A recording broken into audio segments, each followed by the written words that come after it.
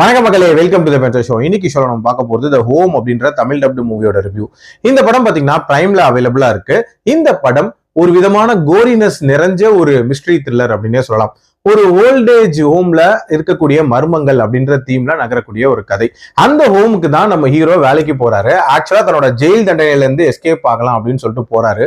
பார்த்தா அந்த ஹோமே ஒரு விதமான ஜெயில் மாதிரி தான் இருக்கு அப்படின்னே சொல்லலாம். ஏகப்பட்ட மர்மங்கள் அப்படின்றது அந்த ஹோம்குள்ள நடக்குது. அண்ட் இவரை சுத்தி ஒரு வினோதமான விஷயங்களா நடந்துட்டு இருக்கு அப்படின்னே சொல்லலாம். அது மட்டும் இல்லாம ஒரு சில உயிரிழப்புகள் அப்படின்றதும் நடக்குது. ஸோ இதுக்கெல்லாம் காரணம் என்ன, அந்த ஹோமுக்கு பின்னாடி இருக்கக்கூடிய மர்மங்கள் என்ன, இதெல்லாம் பண்றது யாரு, அண்ட் டுவர்ட்ஸ் தென் நம்ம ஹீரோக்கு என்ன ஆகுதுன்ற மாதிரி நிறைய கேள்விகளுக்கான விடை இந்த படத்துல சொல்லியிருக்காங்க. இந்த படத்துல எனக்கு பிடிச்ச விஷயம், இந்த படத்தோட அந்த லாஸ்ட் 15 to 20 மினிட்ஸ் பயங்கர ப்ரூட்டலா இருந்துச்சு அப்படின்னே சொல்லலாம். உங்களுக்கு இந்த மாதிரியான கோரினஸ் பிடிக்கும் அப்படின்னா இந்த படத்தோட லாஸ்ட் 15-20 மினிட்ஸ் கண்டிப்பா உங்களுக்கு ஒர்க் அவுட் ஆகும் அப்படின்னே சொல்லுவேன்.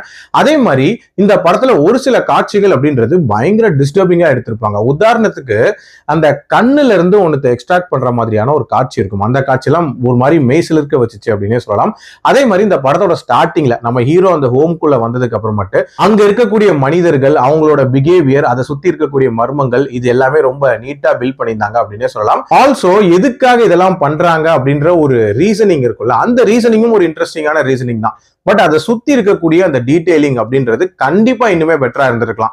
உதாரணத்துக்கு இதுல ஒரு கல்ட் குரூப்பை பத்தி சொல்லியிருப்பாங்க. அந்த கல்ட் குரூப் எதுக்காக உருவாக்கப்பட்டுச்சு, அதை பத்திய டீடைலிங் அப்படின்றதெல்லாம் கண்டிப்பா பெட்டரா இருந்திருக்கலாம். மிடில் போர்ஷன்ஸ் ஒரு விதமான லேக்ல தான் போச்சு. ஸ்டார்டிங்ல கொடுத்த பில்டப்புக்கு ஏத்த ஒரு செகண்ட் ஹாஃபா இந்த படம் இல்லை அப்படின்னு சொல்லலாம். பட் கிளைமேக்ஸ் அப்படின்றது மிரட்டி விட்டுருந்தாங்க. ஓவரால் கண்டிப்பா ஒன்ஸ் ட்ரை பண்ணி பார்க்கலாம்.